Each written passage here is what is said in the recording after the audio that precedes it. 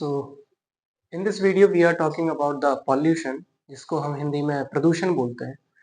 अगर हम थोड़ा सा बात करें, जैसे कि जितने भी लिविंग बींग्स हैं, जितने भी एनिमल्स हैं, जितने भी ऑर्गेनिज्म हैं, वो अपने जीवन को चलाने के लिए, लाइफ स्पेन को चलाने के लिए, ग्रोथ और डेवलपमेंट को बढ़ाने के लिए उन्हें एक बैलेंस एनवायरनमेंट की जरूरत पड़ती है। और इस बैलेंस एनवायरनमेंट में बहुत सारे फैक्टर्स रहते हैं जिनका रेशियो एंड क्वांटिटी एक बिल्कुल क्या रहती है, इक्वल क्वांटिटी में प्रेजेंट रहती है, समान उनका वो रहता है। इसी क्वांटिटी में और रेशियो में अगर कोई चेंजेस आ जाते हैं, जो फैक्टर्स हैं इनमें अगर इनके रेशियो में अगर थोड़ा सा भी चेंज आता है, तो उसे हम बोल देते हैं पॉल्यूशन। ये पॉल्यूशन बहुत टाइप का हो सकता है, उसकी हम बात करेंगे। So without wasting a time we can read something like pollution को हम कैसे बोलेंगे। आपको डेफिनेशन अगर याद करनी है तो कैसे बोलेंगे, दो all organism depend on maintain environment. जितने भी आपके ऑर्गेनिज्म हैं, ठीक है, डिपेंड ऑन मेंटेन एनवायरमेंट। किस पर डिपेंड रहते हैं? एक मेंटेन एनवायरमेंट पर डिपेंड रहते हैं। मींस बिल्कुल एक संतुलित वातावरण पर डिपेंड रहते हैं, ठीक है। फॉर ग्रोथ, किसके लिए? ग्रोथ के लिए एंड डेवलपमेंट के लिए। ग्रोथ मतलब अपनी वृद्धि के लिए। Where all things equal ratio, in equal ratio, जहां पर हर एक चीज है, मींस हम फैक्टर्स की बात करें, जहां पर हर एक फैक्टर्स किस में रहता है? बिल्कुल इक्वल रेशियो में रहता है, समान अनुपात में। समटाइम, कभी कभार क्या रहता है, बाय इंक्रीजिंग और decreasing in ratio in matters. तो जो फैक्टर्स हैं, जो मैटर्स हैं, उनके रेशियो में, उनके अनुपात में कभी कभी बढ़ोतरी हो जाती है, कभी कभी उसमें कटौती हो जाती है। मींस घटाव या फिर बढ़ाव देखा जा सकता है। मींस बाय इंक्रीजिंग और decreasing in the ratio of matters it effects the environment. इससे वातावरण पर प्रभाव पड़ता है। ये क्या करता है? वातावरण को प्रभावित करता है। Harmful factors include in it, इसमें हानिकारक जो फैक्टर्स हैं, आप घटक हैं, वो भी प्रेजेंट रहते हैं। फॉर लिविंग बींग्स, अगर हम बात करें for living being it will be harmful. तो जो लिविंग बींग्स हैं, जो जीव जीव जंतु हैं, उनके लिए तो ये क्या रहेगा? बहुत ही हानिकारक रहता है। इन एनी फॉर्म, किसी भी फॉर्म में, किसी भी रूप में ये हानिकारक रहते हैं। इट इज कॉल्ड क्या? पॉल्यूशन। इसी को हम बोलते हैं क्या? पॉल्यूशन। ठीक है, आपको इसी की डेफिनेशन दूसरी देखनी है तो देखो, जैसे कि pollution is a covered change in air, water and lands physical, chemical and biospecialization of biospecialization। क्या मतलब हो गया इसका, हम समझ लेते हैं। पॉल्यूशन एक ऐसा अवांछित चेंज है, मींस एक अवांछनीय चेंज है, बदलाव है, किसमें? हवा में, मींस एयर में, वाटर में, और जो जमीन है, जमीन के भौतिक, रासायनिक और कोई एक विशेष जैव में बहुत बड़ा एक चेंज है। एक अवांछनीय चेंज किस में दिखाया जाएगा? मतलब हवा में, वाटर में, और लैंड्स के भौतिक और रासायनिक और जैविक जो चीजें हैं, इनमें एक चेंज हो जाना, वही एक आपका पॉल्यूशन हो जाता है। ठीक है, ये आपका क्लियर होगा। देखो, इसी को हम आगे डिफाइन कर देते हैं, इसमें पॉल्यूशन कैसे होगा। पहले तो जिसकी बात कर रहे हैं कि ये जो एटमोस्फेयर है, हमारा बायोस्फेयर है, वो डिवाइडेड रहता है आपका लिथोस्फीयर में, हाइड्रोस्फीयर में एंड एटमोस्फेयर में। लिथोस्फीयर जिसको हम क्या बोलते हैं? स्थल मंडल बोलते हैं। हाइड्रोस्फीयर जिसको जल मंडल, और एटमॉस्फेयर वायुमंडल जिसे बोलते हैं। ठीक है, तो हम थोड़ा थोड़ा इनके बारे में डिस्कस करेंगे। जैसे कि लिथोस्फीयर की बात कर लेते हैं। लिथोस्फीयर माने स्थल मंडल, आपको समझ में आ रहा होगा, लैंड से एरिया, लैंड एरिया। तो इन इट, इसमें क्या होता है? रॉक्स सैंड कंसिस्ट, इसमें जो चट्टाने हैं, मिट्टी है, रेत है, वो क्या किया जाता है? कंसिस्ट रहता है, इसमें प्रेजेंट रहता है। From this part plant get essential minerals for life. तो इस वाले भाग से, ये जो भाग है वायुमंडल का, इसमें से जो प्लांट है वो क्या करते हैं? अपने जीवन के लिए जो आवश्यक खनिज है उनको लेते हैं, आवश्यक खनिज जो है उनको गेट कर लेते हैं। हाइड्रोस्फीयर क्या है? हाइड्रोस्फीयर को चेक करते हैं। इन दिस एनवायरमेंट, इस वातावरण में वाटर एग्जिस्ट, यहाँ पर वाटर प्रेजेंट रहता है। ये तो आपको हाइड्रो से क्लियर होगा, hydro means water. On lithosphere means lithosphere पर किसका प्रेजेंटेशन होता है? वाटर का। एग्जांपल है आपके वाटर, रिवर, लेक, सी। मींस आपको पता ही है ना, पॉन्ड भी, कैनाल्स भी आप ऐड कर सकते हैं, आर्टिफिशियल दोनों ही आ सकते हैं, नेचुरल भी। अब देखो, एटमोस्फेयर मींस वायुमंडल की बात कर रहे हैं। 200 mile above from lithosphere and hydrosphere, means lithosphere से और हाइड्रोस्फीयर से, जो आपका स्थल मंडल है और जलमंडल है, उसके ऊपर 200 मील ऊपर चले जाए तो आपका एटमोस्फेयर प्रेजेंट रहता है। अब ध्यान रखना, एक मील में कितना होता है? 1.8 किलोमीटर। बाकी आप कैलकुलेट करो, है ना, थोड़ा सा मैथमेटिक्स यूज करो। एटमोस्फेयर गैसेस रहती हैं, carbon dioxide, oxygen, nitrogen present in balance quantity and ratio, मतलब इन क्वांटिटी एंड रेशियो, सही अनुपात में कार्बन डाइऑक्साइड, ऑक्सीजन, नाइट्रोजन बिल्कुल एक सही अनुपात में प्रेजेंट रहते हैं। ठीक है, इसको ही हम क्या बोल रहे हैं, एटमोस्फेयर बोल रहे हैं। ठीक है, अब बायोस्फीयर क्या रहता है इसको पढ़ो। अर्थ पार्ट मतलब पृथ्वी का वह भाग इन विच लिविंग बीइंग्स प्रेजेंट, जहां पर जो जीव जंतु हैं वो प्रेजेंट रहते हैं, उपस्थित रहते हैं। These all three depicted as biosphere, जो अभी हमने पढ़े कौन से, लिथोस्फीयर, हाइड्रोस्फीयर एंड एटमोस्फीयर, ये तीनों क्या कहलाते हैं, बायोस्फीयर का एग्जांपल है। ठीक है, अब डिफरेंट काइंड्स ऑफ पॉल्यूटेंट्स, कौन कौन से पॉल्यूटेंट्स हैं, मतलब पॉल्यूटेंट्स को बोलते हैं प्रदूषक। ठीक है, ये पॉल्यूशन नहीं है, प्रदूषक, कौन प्रदूषित करते हैं उसको। ठीक है, क्या क्या है आपके देखो, तो डिफरेंट काइंड ऑफ पॉल्यूशन हमारे टू टाइप्स के, एक आपका बायोडिग्रेडेबल, कौन सा है आपका, biodegradable, and next non biodegradable. अब बायोडिग्रेडेबल से समझ में आ रहा होगा कि मींस ऐसे मैटर्स, ऐसे सबस्टांसेस जिनको हम डिग्रेड कर सके, जिनको बाय एनी फॉर्म डिग्रेड किया जा सकता है, तो वो डिग्रेडेबल में आ जाता है, बायोडिग्रेडेबल। नॉन बायोडिग्रेडेबल, जिनको डिग्रेड नहीं किया जा सकता है। ठीक है, इट रिमेन्स, तो कैसे होगा इसको समझो कि हैबिटेट ड्रेन्स, ऑर्गेनिक मैटर्स, ठीक है, इनका मतलब क्या होगा कि जहां पर हम लोग रह रहे हैं, ह्यूमन बींग्स रह रहे हैं, जिनका वास स्थान है, वहां पर जितनी भी नालियां हैं, नालियों से कचरा जा रहा है, ऑर्गेनिक मैटर्स निकल रहे हैं, if degrade by organic by micro organism, means उनको क्या किया जाता है, अपघटित किया जाता है, उनको सिंपलेस्ट फॉर्म में कर लिया जाता है बाय माइक्रो ऑर्गेनिज्म। जितने भी जीव जंतु हैं, छोटे छोटे सूक्ष्म जीवों द्वारा अगर उन्हें अपघटित किया जाता है, ठीक है, तो क्या होता है, it is useful for ecosystem. ये अगर ये अपघटन हो जाता है तो ये किसके लिए यूज हो जाता है, जो हमारा परितंत्र है, जहां पर लिविंग बींग्स रह रहे हैं, उनके लिए यूजफुल, उपयोगी हो जाता है उनके लिए, ड्यू टू एनर्जी फॉर्मेशन, क्योंकि जब ये इसका क्या होता है, अपघटन होता है, तो उस टाइम पर एनर्जी भी फॉर्म रहती है, जो एनर्जी रहती है वो गैस के रूप में निकल जाती है इकोसिस्टम में।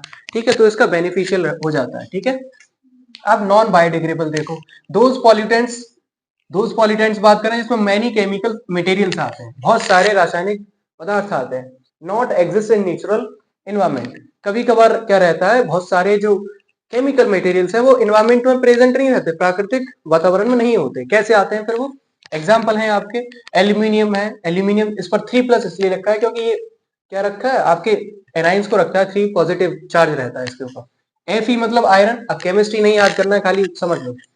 Fe आयरन है, Hg सोल्ट है, मरकरी सोल्ट जिसे बोलते हैं, एंड फिनोलिक कंपाउंड, और जितने भी फिनोलिक कंपाउंड होते हैं, DDT, अरे DDT तो केमिस्ट्री का आ गया, अब इसको कैसे याद करोगे, तो DDT का फुल फॉर्म आ सकता है, क्या होगा, डाइक्लोरो डाइफेनल ट्राइक्लोरोएथिल, ध्यान रखना, आर कांट डिग्रेड। तो ये जो मटेरियल्स हैं, ये जो सबस्टांस है, ये डिग्रेड नहीं होते, इनका अपघटन नहीं होता है। ठीक है, तो ये रिमेन्स रहते हैं, इन्हें बोलते हैं नॉन बायोडिग्रेडेबल। बायोडिग्रेडेबल समझते हैं ना, जैसे पेपर हो गया, सेलुलोज की चीजें होंगी, उनको डिग्रेड, वो अपने आप डिग्रेड हो जाते हैं। ठीक है, कागज, पेपर जो भी होता है, लेकिन ऐसी चीजें जैसे प्लास्टिक, वो नॉन बायोडिग्रेडेबल में आ जाती है। ठीक है, वो उसे डाल दो तो वैसी रहती है, लेकिन अभी भी कुछ अब ऐसे साइंटिस्ट इनका यूज कर रहे हैं, मतलब बहुत सारे एंजाइम का यूज करके, अब थोड़ा सा इसमें अगर चेंजेस होगा, डिस्कवरी होगी, तो आगे जो भी आपके टेक्नोलॉजी होगी तो शायद वो चीजें हो सकती हैं, प्लास्टिक को भी चेंज किया जा रहा है वैसे तो बाकी अदर कंट्रीज में। जैसे कि अब नेक्स्ट देखिए, उसकी बात नहीं करें, डिफरेंट काइंड्स ऑफ पॉल्यूशन। तो अब पॉल्यूशन की मेन टर्म है पॉल्यूशन, अब किन किन पर हो रहा है, ठीक है, कैसे डिफाइन करेंगे, तो एयर पॉल्यूशन पहला आता है, मींस हवा में pollution, various gases by organism activities, these gases cycled between organism and atmosphere by respiration। इसका मतलब समझ लीजिए कि बहुत सारी गैसेस जीव जंतुओं द्वारा, जीव जंतुओं की क्रियाओं द्वारा निकलती हैं, और इन्हीं गैसेस के बीच में क्या रहता है, इनका साइकिलिंग होता रहता है, साइकिल होता है किन के बीच में, ऑर्गेनिज्म और एटमॉस्फेयर के बीच में, मींस ऑर्गेनिज्म और वातावरण के बीच में गैसों का आदान प्रदान होता रहता है बाय रेस्पिरेशन, मींस जब हम सांस लेते हैं, इनहेल और एक्सहेल करते हैं, तो उस टाइम पर गैसेस का क्या होता है, साइकिल होता है। जैसे कि कार्बन डाइऑक्साइड है, ऑक्सीजन है, इन बैलेंस क्वांटिटी कैसे होता है, जैसे मान लीजिए प्लांट है, तो प्लांट क्या करेगा, इन्वायरमेंट से कार्बन डाइऑक्साइड एंड वाटर ले लेगा, वो ह्यूमिडिटी से बना क्या लेगा, अपना कार्बोहाइड्रेट बना लेगा, अपना फूड बना लेगा, और उसके साथ में ऑक्सीजन को सिक्रीट कर देगा। ठीक है, उस ऑक्सीजन को हम ले लेंगे, और हम क्या बनाएंगे, इसके बैक में जब हम एक्सहेल करेंगे तो हमारे अंदर से कार्बन डाइऑक्साइड फॉर्म होगी, तो कार्बन डाइऑक्साइड कहां पर निकल जाए, एनवायरनमेंट में, उसको प्लांट ले लेंगे। तो ये एक साइकिल चलता रहता है एनवायरनमेंट और ऑर्गेनिज्म के बीच में। ठीक है। बट होता क्या है, बिल्कुल बैलेंस रेशियो में ही रहते हैं, but human break this balance. लेकिन इंसान क्या करता है, थोड़ा सा गलत हो गया, ह्यूमन क्या करता है, इस बैलेंस को तोड़ देता है। कैसे? By cutting woods. हम क्या करते हैं, अपनी जरूरतों के लिए वुड्स को, जंगलों को काट देते हैं। एंड फ्रॉम इंडस्ट्रीज, और मोस्ट कॉजिंग क्या रहता है, इंडस्ट्रीज से बहुत सारी गैसेस निकलती हैं जिससे एयर पॉल्यूशन होता है, जैसे कार्बन डाइऑक्साइड, ये है नाइट्रोजन डाइऑक्साइड, क्लोरीन है, और ये आपका क्या है, सल्फर डाइऑक्साइड है, और silicon tetrachloride SiCl4 and carbon molecule present रहते हैं। तो ये सब इंडस्ट्रीज से निकल रहे हैं। ठीक है, आपको मेन इंपोर्टेंट गैस की बात कर रहे हैं तो ये है सल्फर डाइऑक्साइड। सल्फर डाइऑक्साइड जो इंडस्ट्रीज की चिमनियों से निकलती है, एक्सक्रीट होती है। ठीक है, बहुत इंपॉर्टेंट है, बहुत सारी कॉजेज होते हैं उसके। आप कंपाउंड याद रखना उनको। जैसे sulphur dioxide from chimneys, industries की चिमनीज से निकलती है, और ये करती क्या है, by stomata in leaves destroy the plant. होता क्या है कि ये सल्फर डाइऑक्साइड प्लांट्स के लीव्स में जो स्टोमेटा पोर्स प्रेजेंट रहते हैं उनमें एंटर कर जाती है, और एंटर करने के बाद में जो मीजोफिल सेल्स होती हैं उनको डीएक्टिवेट कर देती है, और रेस्पिरेटरी जो ट्रैक है इनका प्लांट्स का वो स्टॉप हो जाता है, इससे प्लांट डिस्ट्रॉय हो जाता है। ठीक है, और होता क्या है कि कॉज करती है स्टोन, स्टील, पेपर, पेपर पर स्टील को और स्टोन्स को भी यहाँ पर ये डैमेज करती है sulphur dioxide. From vehicles in which petrol, mobil oil, diesel burn from smoke, form smoke. होता क्या है कि हम व्हीकल्स में किसका यूज कर रहे हैं, पेट्रोल का, मोबिल ऑयल का, और इससे होता क्या है कि जो ऑयल डीजल का यूज कर रहे हैं इसके जलने से स्मोक बनता है, जिसको हम धुआं बोल रहे हैं। ये भी कॉज करता है किसका, बहुत स्मोक से बहुत सारी हमारी क्या हो जाती है, रेस्पिरेटरी प्रॉब्लम्स हो जाती है, रेस्पिरेटरी सूज जाते हैं। जैसे कि अब यहाँ पर क्या है, टीबी, लेड है, कैडमियम है, इनकी वजह से प्रॉब्लम क्या होती है, नर्वस सिस्टम में प्रॉब्लम आ जाता है, नर्वस फेलियर हो जाता है। मीन्स हमारा जो तंत्र का तंत्र है वो लेड, जिसे हम टीबी बोलते हैं, और कैडमियम की वजह से हमें क्या हो जाता है, नर्वस पॉइजन ये क्या करते हैं, फॉर्म कर देते हैं। आयरन मिल, आई इशूज हो जाते हैं। आयरन मिल में जितने भी लेबरर्स होते हैं, जितने भी मजदूर होते हैं, उन्हें आई प्रॉब्लम हो जाती है, आंखों की प्रॉब्लम हो जाती है, क्योंकि आयरन के जो पार्टिकल्स होते हैं वो बार बार क्या हो जाते हैं, आगे जाके वो कंडेंस होके जाके वहां पर स्टॉप हो जाते हैं, एक्यूमुलेटेड हो जाते हैं आईलिड्स पर, तो आई इशूज हो जाते हैं। इस आई इशू को बोलते हैं साइडोसिलिकोसिस, साइडोसिलिकोसिस। ठीक है, याद रखना। होता क्या है, कभी कभी जो नेसेंट ऑक्सीजन है, नेसेंट का ध्यान रखना, नेसेंट क्वेश्चन पूछा जा सकता है। नेसेंट मतलब नाइट्रोजन प्लस ऑक्सीजन, तो नेसेंट ऑक्सीजन आगे जाके फर्दर नाइट्रोजन डाइऑक्साइड बना देती है, नाइट्रस ऑक्साइड बना देती है। क्या करती है, इसे आगे जाके परॉक्सी रेडिकल बना देती है, परॉक्सी रेडिकल जो हाइड्रोकार्बन में प्रेजेंट रहते हैं। ठीक है, अब होता क्या, ऑक्सीजन फर्दर आके नाइट्रोजन डाइऑक्साइड से आगे फॉर्म कर लेती है, और आगे बनाती है परॉक्सी एसिटिल नाइट्रेट, परॉक्सी एसिटिल नाइट्रेट बना लेती है। पेन जो सबसे ज्यादा प्रॉब्लम करती है किसको, प्लांट्स को। ठीक है, याद रखना इसको, ओजोन और पेन दोनों ही हार्मफुल रहते हैं प्लांट्स के लिए, लिविंग बींग्स के लिए।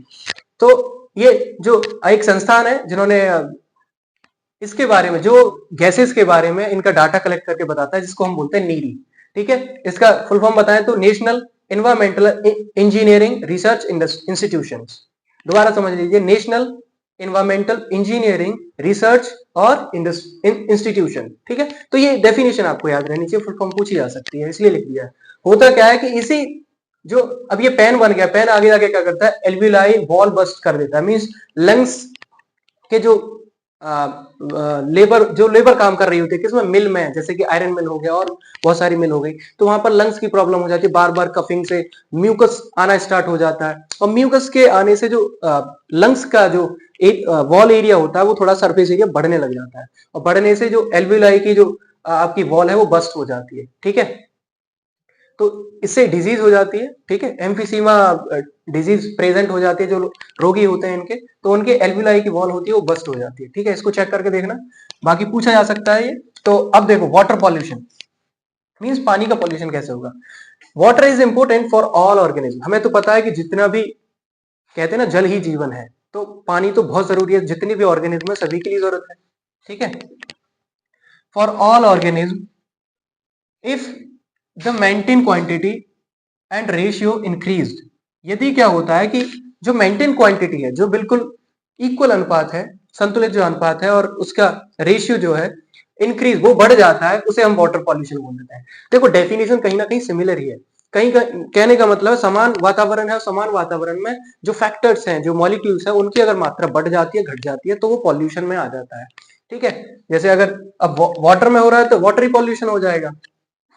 ठीक है, वो डिजीज क्या करता है, डिजीज देख लीजिए, जैसे कि डिजीज कॉजिंग कौन करते हैं, बैक्टीरिया, वायरसेस और सीवेज डंपिंग।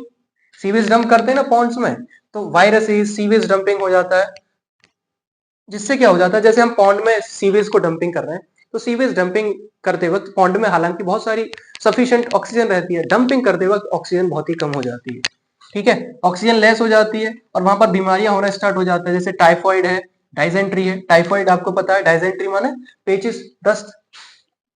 ठीक है, जैसे अब देखो गंगेज है और गोमती पॉल्यूशन क्यों हो रहा है लखनऊ के पास में, ये क्यों पॉल्यूटेड हो जा रहा है, कलकत्ता के पास में गंगा का ये पॉल्यूशन क्यों हो रहा है, इसीलिए क्योंकि वहां पर क्या है, जो डंपिंग गार्बेज है, बहुत सारी ह्यूमन पॉपुलेशन बढ़ रही है और फिर जो कचरा है उसको सही जगह पर हम उसको प्योरीफाई नहीं कर रहे हैं, मेन रीजन ये है। तो ठीक है, तो इसलिए ये यहाँ पर क्या है, ये भी पॉल्यूशन हो रहा है।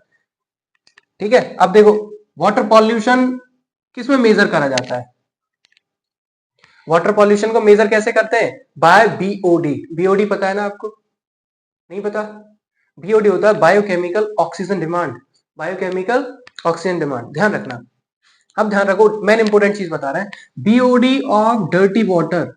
ठीक है, 1 लीटर की बात करें, 1 लीटर में अगर डर्टी वाटर की बीओडी चेक करी जाती है तो वो होती है लगभग 200 to 400 पीपीएम। अब पीपीएम क्या हो गया, पीपीएम होता है पार्ट पर मिलियन, 1 लीटर में बात कर रहे हैं।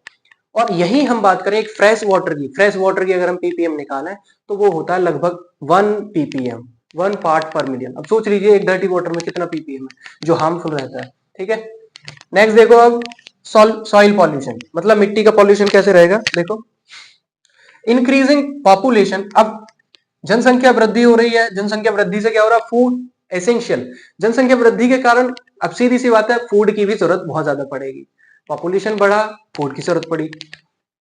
ठीक है, food essential for fertility, human use fertilisation, fertilisers. अब सॉइल के फर्टिलाइजेशन के लिए, सॉइल को फर्टिलिटी बनाने के लिए, उसका ह्यूमस बढ़ाने के लिए ह्यूमन क्या कर रहे हैं, उसमें बहुत सारे केमिकल्स, फर्टिलाइजर्स का यूज कर रहे हैं, जैसे हम डीडीटी का यूज करते थे। ठीक है, जैसे कि डीडीटी का यूज कर रहे हैं, वीडीसाइड का यूज कर रहे हैं। अब डीडीटी तो पता है ना, बार बार बतानी पड़ेगी, मींस डाइक्लोरो डाइफेनिल ट्राइक्लोरोएथिन, याद रखना। 24-DPAA, ये भी ध्यान रखना, ये भी बहुत ही जरूरी है। 24-DPAA इसका मतलब क्या, 24-डाइक्लोरो, ये कौन, फिनॉक्सी एसिटिक एसिड, याद रखना, डाइक्लोरो फिनॉक्सी एसिटिक एसिड। ठीक है, शॉर्ट लिख दिया क्योंकि आपको पता लग जाए, ये पूछा जा सकता है, केमिकल कंपाउंड है। ठीक है, डिजोल्व इन सॉइल एंड प्यूट्रिफैक्शन भी इसी में आता है, ये मिट्टी में चले जाता है, मिट्टी से क्या हो जाता है, सॉइल तो उसको ऑब्जर्व कर लेती है और उसके बाद में प्लांट में यही चीजें केमिकल प्रेजेंट हो जाते हैं और उसी प्लांट को हम गेट कर लेते हैं फूड के रूप में। तो हो गया ना सॉइल पॉल्यूशन, सॉइल की तो फर्टिलिटी नहीं बची क्योंकि सॉइल में क्या हुआ, ऐसे केमिकल्स प्रेजेंट हो गए, जैसे कि ये वाला है डीडीटी है, वीडीसाइड। हमने क्या किया, हमने प्लांट पर वीडीसाइड तो डाला, मींस अनवांटेड प्लांट को हटाने के लिए, क्रॉप को बचाने के लिए वो तो डाला, लेकिन हुआ क्या, जहां पर डाला वहां पर आसपास के जितने भी ऑर्गेनिज्म थे वो तो मर ही गए, उनकी तो डेथ हो गई। ठीक है, तो ये इसके कॉजेज हो जाते हैं, जैसे सॉइल पॉल्यूशन हो जाता है। डिसॉल्व इन सॉइल एंड प्यूट्रिफैक्शन, प्यूट्रिफैक्शन तो आपको पता होगा, डेड बॉडीज का क्या हो जाना, उनका सड़ना। ठीक है, उनको हटाना। तो अब देखो साउंड पॉल्यूशन देख लीजिए, साउंड पॉल्यूशन क्या है, जैसे कि air jet, motor car, loud speaker, जितने भी एयर जेट है, व्हीकल्स हैं, लाउड स्पीकर है, डीजे जिसको डिस्क जॉकी बोलते हैं, कॉज साउंड पॉल्यूशन, उससे ही साउंड पॉल्यूशन होता है, मींस आवाज के द्वारा।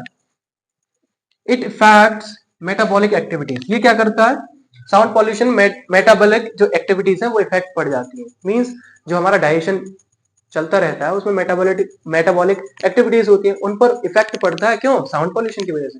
देखा है आपने, हियरिंग लॉस हो जाता है, एमनीशिया होता है और इंसेनिटी बढ़ जाती है, मींस बार बार आप इतना साउंड को ज्यादा हाई करके सुनेंगे तो होगा क्या, साउंड जरूरी नहीं है आप नहीं सुने, पास में फैक्ट्री लगी हुई है, आप पढ़ रहे हैं, तो बार बार होने से आपका हियरिंग लॉस चला जाता है, एमनीशिया हो जाता है, मींस नींद नहीं आती है, इनसेन आदमी पागल हो जाता है, ईटीसी।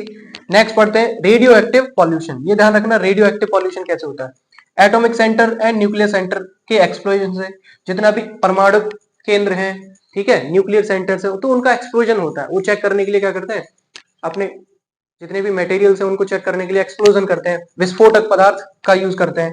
तो उनसे क्या होता है, जो अल्फा बीटा गामा है, alpha beta gamma particles release होते हैं बाय विच, जिनके द्वारा क्या होता है, जीन म्यूटेंट्स कर जाते हैं, जीन का म्यूटेशन हो जाता है। जो जीन है वो जेनेटिक हमारा पार्टिकल है, तो वो क्या करता है, जीन के ऊपर म्यूटेशन कर जाता है, मतलब दूसरा कोई एक फंक्शन करने लग जाता है, दूसरा आपका ऑर्गन बनाने लग जाता है। तो नो क्योर, इसका भी कोई इलाज है नहीं। मींस जीन अगर म्यूटेट कर जाते हैं, आदमी कैसा भी बन सकता है। देखा है ना आपने, कौन सा देखा था वो, अमेरिका ने गिराया था वो हिरोशिमा और नागासाकी वाला, तो वो इसी में आ जाएगा। ठीक है, जैसे वुड्स एंड मेटल्स मेल्ट, होता क्या है, जब एक्सप्लोजन होता है तो जो वुड लकड़ी है वो तो जली जाती है, इवन मेटल्स धातुएं भी पिघल जाती हैं। ठीक है, जैसे कि हिरोशिमा एंड नागासाकी वाला आप एग्जांपल ले सकते हैं। ओके, नेक्स्ट देखें, इलेक्ट्रॉनिक इलेक्ट्रॉनिक पॉल्यूशन कैसे होगा। इलेक्ट्रॉनिक पॉल्यूशन देखेंगे, electromagnetic waves, electronic magnetic waves क्या होगा, जितनी भी इलेक्ट्रॉनिक मैग्नेटिक वेव्स है, मींस हम किसका यूज कर रहे हैं, इलेक्ट्रिक टेलीविजन का यूज कर रहे हैं, तो वहां से इलेक्ट्रॉनिक मैग्नेटिक वेव्स तो निकल रही है, मोटर का यूज करते हैं कर सकते हैं, फैन का, तो फैन से इलेक्ट्रॉनिक मैग्नेटिक वेव्स निकलती है। बिजली देखें, बड़े जो बिजली है वो क्या करते हैं, इलेक्ट्रॉनिक मैग्नेटिक वेव्स निकालते हैं, छोड़ते हैं। ठीक है, क्रिएट करते हैं, कहने का मतलब मैग्नेटिक फील्ड को। तो इनको बोला जाता है इलेक्ट्रॉनिक स्मॉग। इसको साइंटिस्ट ने क्या बोला, जो इलेक्ट्रॉनिक मैग्नेटिक वेव्स हैं इनको इलेक्ट्रॉनिक स्मॉग बोल दिया गया। पॉल्यूशन फ्रॉम टेलीविजन, पॉल्यूशन कहां से होता है, from television, amplifier, video games और इनविजिबल रेस। हमें तो पता नहीं रहता, हम तो टीवी देखते रहते हैं, तो होता क्या है, आपका जो पॉल्यूशन टेलीविजन से भी होता है, एम्पलीफायर से, वीडियो गेम से, इनविजिबल जो रेज है वो गैदर्ड होके आती हैं और हमें पता ही नहीं चलता कि हम टीवी देखते देखते बीमार होते हुए जा रहे हैं। ठीक है, तो इसको इलेक्ट्रॉनिक स्मॉग भी बोलते हैं। ठीक है, नेक्स्ट देखो, हाउ पॉल्यूट्स, मतलब चीजें कैसे पॉल्यूट्स हो रही है, हमें नहीं पता ना कैसे पॉल्यूशन बढ़ रहा है, तो उसके बारे में थोड़ा सा पढ़ते हैं, इसके बाद में प्रिवेंशन पढ़ेंगे। जैसे कि सीवेज डंपिंग है, सीवेज में होता क्या है, हाइड्रोलाइसिस अमोनिया नॉट ड्रिंकेबल पानी हो जाता है। मींस हम मान लीजिए कहीं पर एक हैबिटाट है और वहां पर रह रहे हैं, और बार बार कोई ना कोई पर्सन क्या करता है, यूरिन को पीइंग करते रहता है, बहुत सारे लोग एक ही जगह गैदर्ड होकर कर जाते हैं, तो होता क्या, वहां पर बार बार यूरिन इकट्ठा होने से वहां पर अमोनिया का फॉर्मेशन हो जाता है, हाइड्रोलाइसिस होता नहीं है वहां पर, तो ये जो पानी है, चाहे पानी की जगह पर कराए तो वो पानी पीने लायक बचता नहीं है। कोई लैंड एरिया है तो लैंड एरिया भी क्या हो गया, पॉल्यूट हो गया। ठीक है, हाउस होल्ड जितने भी डिटर्जेंट्स हैं, हाउस होल्ड मतलब घरेलू जितने डिटर्जेंट है जिनका हम कपड़े धोने के लिए यूज कर रहे हैं, केमिकल्स डिटर्जेंट बोला जाता है इनको, सभी केमिकल डिटर्जेंट होते हैं। यूज एंड इनका केमिकल्स का यूज करा जाता है डेयरी में, डेयरी फूड में, मतलब जितने भी खाद्य सामग्रियां होती हैं उन्हें बनाने में, डेयरीज में, और सर्फ का यूज करते हैं, टाइड का, फेब का। नॉट ऑक्सीडाइज, कहने का मतलब इनका ऑक्सीडेशन नहीं होता, ऑक्सीडाइज हो ही नहीं पाते। ठीक है, तो ये आपका मेन इंपोर्टेंट है, क्योंकि ये क्या होते हैं, ये आपका कॉज कर देते हैं, आपका पॉल्यूशन आपको बढ़ा देते हैं। ठीक है, अब जब सीधी सी बात है, अगर ऑक्सीडाइज नहीं होंगे तो हमारे लिए कहीं ना कहीं मेन प्रॉब्लम क्रिएट करेंगे। ओके, पेस्टिसाइड्स, पेस्टिसाइड्स का पढ़ते हैं। पेस्टिसाइड्स आपको पता है, कीड़े मकोड़े मारने के लिए आप इसका यूज करेंगे, जैसे डीडीटी का यूज। ठीक है, डीडीटी का पता है आपको फुल फॉर्म, बता दें दोबारा, डाइफेनिल ट्राइक्लोरो एथेन। इसका कलर कैसा रहता है आपको पता रहना चाहिए, व्हाइट कलर में होता है। सल्फर डाइऑक्साइड का कलर जो होता है वो कलर लेस होता है, क्वेश्चन में पूछा जा सकता है। DDT white colour, sulphur dioxide colour less. HCHO, HCHO formaldehyde है आपका, HCHO, HCHO आपका फॉर्मल्डिहाइड है, क्लोरीन है, फिनाइल है। ठीक है, फिनाइल का हम बहुत ज्यादा यूज कर सकते हैं, है ना, बहुत ज्यादा करते हैं, कर सकते क्या, KMNO4, इसको बोलते हैं पोटेशियम परमैंगनेट लाल दवा, रेड। ठीक है, ये है CaOCl2, देखो ये है ब्लीचिंग पाउडर CaOCl2। ठीक है, होता क्या है, जो चूने के पानी का यूज कर लेते हैं हम क्लोरीन में, उससे चूने क्या बन जाता है, ब्लीचिंग पाउडर। इसको पेस्टिसाइड्स को मारने के लिए हम इसका यूज कर लेते हैं। ठीक है, जितने भी आपके कीड़े मकोड़े उसका यूज कर लेते हैं उसे मारने के लिए, कुओं में डालने के लिए। ठीक है, उसको प्योरीफाई करने के लिए हम इसको डाल जाते हैं, पोटेशियम परमैंगनेट और ये ब्लीचिंग पाउडर का यूज करते हैं। वीडीसाइड का यूज कैसे करते हैं, वीडीसाइड के लिए 2,4-D सॉइल पॉल्यूट कैसे होता है, 2,4-D का मतलब है DP88। ठीक है, ये वाला। ठीक है, तो याद रखना उसको, डाइक्लोरो, ये फिनॉक्सी एसिटिक एसिड है ये वाला। तो ये सॉइल पॉल्यूट करता है, मिट्टी को क्या कर देता है, प्रदूषित कर देता है। स्मोक, स्मोक तो आपको पता है, इसमें कार्बन मोनोऑक्साइड होती है, नाइट्रोजन कंपाउंड रहते हैं और रेस्पिरेटरी आपके प्रॉब्लम हो जाते हैं। कार्बन मोनोऑक्साइड बहुत ज्यादा प्रॉब्लम करती है, ठीक है। ओजोन डिप्लीशन, नाइट्रोजन, ये आपका क्या करता है, ये भी पॉल्यूशन करता है। हमें इससे क्या हो जाता है, रेस्पिरेटरी प्रॉब्लम हो जाती है। अरे स्मोदरिंग कार्बन मोनोऑक्साइड से होता है। मान लीजिए कोई घर है, उसमें बर्न हो गया, बर्न में कोई आदमी वहीं पर रह गया, तो वो स्मोदरिंग के कारण वहीं पर उसकी डेड हो जाएगी, ठीक है। डेथ क्यों होगी, क्योंकि घुटने के कारण जो आपका स्मोक है वो अंदर घुस जाएगा, बार बार कार्बन डाइऑक्साइड फॉर्म हो जाती है, ऑक्सीजन का लेवल घट जाता है, तो इसीलिए वहां पर डेथ हो जाती है स्मोदरिंग के कारण, ओके। कहते हैं ना दम घुटने से। अब इसको समझ लीजिए, कंट्रोल ऑफ पॉल्यूशन। पॉल्यूशन का कंट्रोल कैसे रहता है, ठीक है। Prevention, sewage purify before dumping in ponds, ठीक है। मींस पॉन्ड में, तालाब में उस कूड़े कचरे को डालने से पहले उस सीवेज का हमें अच्छी तरह से प्योरिफिकेशन करना चाहिए। मींस उसे प्योरीफाई कर लेना चाहिए। कैसे, स्ट्रेनिंग के द्वारा उसे प्योरीफाई करेंगे। इस प्रोसेस को बोलते हैं ऑक्सीडेशन। ऑक्सीडेशन, ये जो पॉन्ड अभी साफ हो गई है, जिसको हमने अभी साफ किया, प्योरीफाई करा है, तो हम बोलेंगे इसको ऑक्सीडेशन पॉन्ड या फिर स्टेबलाइजेशन पॉन्ड। याद रखना, दोनों टर्म इंपॉर्टेंट है। अगर मान लीजिए कोई पॉन्ड में बहुत ज्यादा, पॉन्ड है या फिर कोई और है, और वहां पर बहुत ज्यादा क्या है, पॉल्यूशन प्रेजेंट है, वाटर पॉल्यूशन है, तो वहां पर उसके पॉल्यूशन को घटाने के लिए हम एल्गी का यूज कर लेते हैं, एल्गी को डालने के लिए।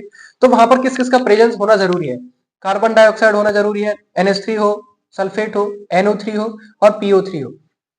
इसका मतलब क्या है कि जो एल्गी है वो सिम्बायोसिस कर पाएंगे, अपना सहजीवन कर पाएंगे, जिससे कि पॉल्यूटेंट्स को हटा पाए, ठीक है। क्योंकि ये बताएगा कि ऑक्सीजन वहां पर प्रेजेंट होगी, ऑक्सीजन बहुत कंपलसरी होगी।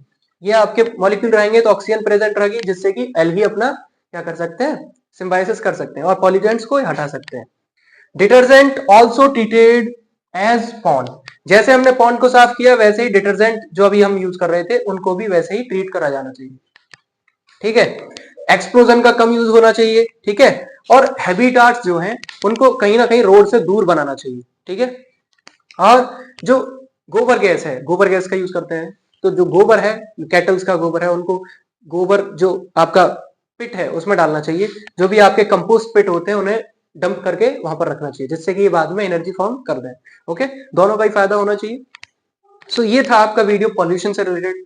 इसमें जितनी भी इंफॉर्मेशन थी हमने यहाँ पर इंक्लूड करी है। आप यहाँ से जितनी भी मतलब राइट इंफॉर्मेशन है, पूरा एक कम से कम 6-7 कम से कम 6-7 नहीं, कम से कम 8 या 8 पेज होंगे, उनको पूरा इंक्लूड करके ये एक्सट्रैक्शन पूरा निकाला हुआ है, ठीक है। आप यहाँ से बिल्कुल रीड कर सकते हैं चीजों को, ठीक है। अगर नहीं समझ में आता है तो आप वीडियो को एक बार रिवाइज करके देख लीजिए, okay. Till then just do practice.